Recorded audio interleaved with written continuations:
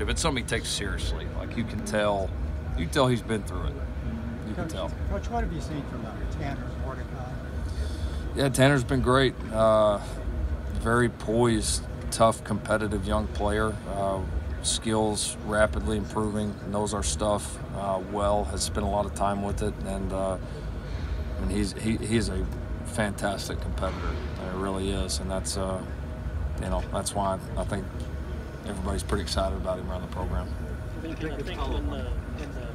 and follow up. Sorry, Karen. Just Jalen calling downside now. Your time is limited. I understand this. I get that coaching around these guys as much as they want to be. He seems supplementary to this. You do have an hourly load. What have you learned about Jalen again? What have you learned about Jalen even since the end of spring?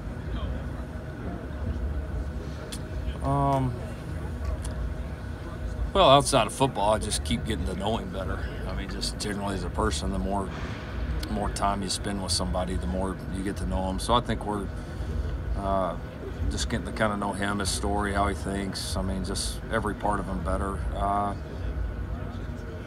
don't know if there's anything I didn't know about him. I just think we know each other better, and we know we're learning to expect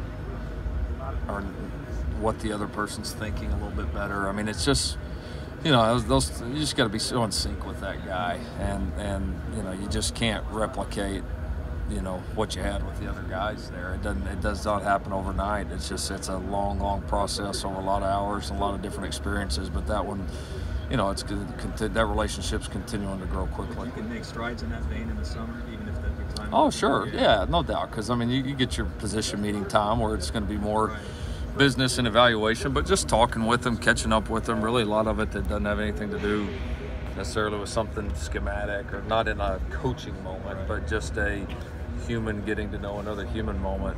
It's just continue to get to know each other better and better. And when the media's Big 12 list came out, you saw Grant Calcaterra, you kind of said, well, maybe these more should be in that process. You saw Kenny Brooks and thought the same Trey Sermon. Is that something maybe that's different for your program than when you first came in here, is that you have so much depth that you can make those kind of arguments? And also, how good is it just knowing that if a guy comes here, he's not buried on the depth chart, you can play alongside him? Yeah, sure. No, I think it is different. I think the depth is different. I think the injuries affect us less right now. We can withstand some big injuries or this or that here or there and keep moving on. I think it's kept the competition really high in these rooms. Just even if a guy's a starter week one, it's continued to evolve. I mean, I think we've had a couple of years where our leading rusher, wasn't even the starter in the beginning of the year, and that's happened a few times. So I think it's kept guys healthy. I think we hadn't had to just overplay too many people, but guys have still been able to produce and accomplish the things that they dream of accomplish individually. So it's a good cycle. You guys make that next jump from going to the playoffs to winning a championship. Is it going to take a significant jump up in the ability of the defense? It's just going to take everybody being a little bit better. I mean, we've been agonizingly close, and it just takes so much to get there to that point, and then you're going to play another top 4 team in the country in that moment, and for anybody to be the top 4 team, you got to play really well. I mean, that's why they're good teams, and so I think the margin for error will get bigger for us once we continue to get better players and continue to improve, which I think we're doing. But the reality is we've been really close, and we got to be a little bit better all parties. It's probably kind of overstated the difference between the Big 12 and some other leagues, but you feel like you have a good handle on how you put together a team, build a team that can win this league, and then also go win a couple of games likely against teams from the Deep South that are a little more physical than you see typically here. Yeah, I think we got a good grasp on it. I do. I think we've got a good football team, a good program that's fully capable of winning anytime against anybody. And I realize we got to go. We've won a lot of big ones on big stages, so I realize we got to go win one in the playoffs, and I fully believe we will. Like you talked about the importance of that coach-quarterback relationship. What about the coach-quarterback center chemistry? Yeah. And how did you see, especially Jalen, impressed with that with Creed, even though Creed was out? Yeah, no, that'll be, you know, I think all of our guys getting back with Creed will be that part will be critical.